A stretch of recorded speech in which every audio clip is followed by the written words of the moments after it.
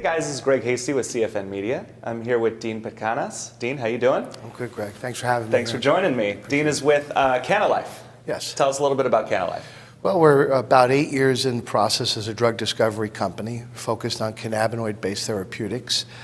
We started the process 8 years ago to look at oxidative stress-related diseases, and our primary interest was in a compound out of the cannabis plant called cannabidiol.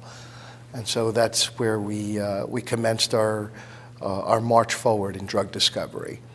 A lot had to do with acquiring a license from National Institutes of Health, a government-related patent that speaks to cannabinoids as antioxidants and neuroprotectants. We were successful in taking an exclusive license with NIH back in 2012, and then we opened up our drug discovery program in 2013, focusing on a brain-liver disorder called hepatic encephalopathy. The idea was that CBD can be an intervener in protecting against neuronal decay as associated with the toxins from that disease. Liver goes bad, ammonia and ethanol toxicity travels to the brain, and brain's neurons are affected by these toxins, they're insulted. There's cognitive impairment issues, behavioral impairment issues with the disease. So we were very convincing in our application with NIH. We acquired an exclusive license to the use of the patent, and we started to get our hands and feet dirty with CBD.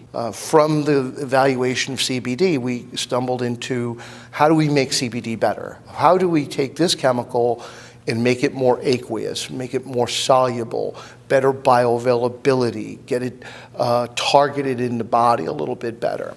Because there are limitations to the compound, whether you extract it from a plant or whether you get it from a synthetic source. The purity of it is still going to be the purity, the use of it is still going to be the use of it, the targeting is going to be the same. So the metrics of how CBD works in the body isn't going to change unless you alter the molecule, and we did that.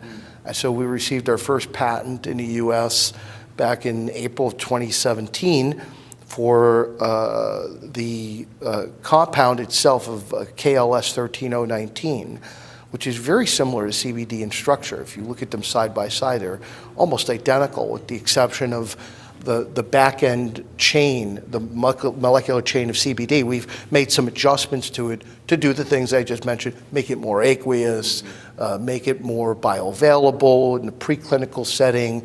We did a comparison, and we seem to be doing pretty well in comparison to CBD, carrying some of the benefits.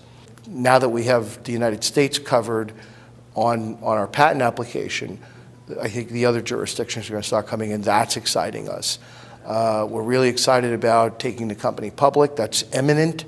It's happening right now. We're in the process of completing and closing the transaction, which will take us public. So there's a lot going on right now. Hopefully with the NIH grant that we're working on with chemotherapy-induced neuropathic pain, we'll go into a phase 2 having met our aims, and it looks like we're meeting our aims in that. Go to the website.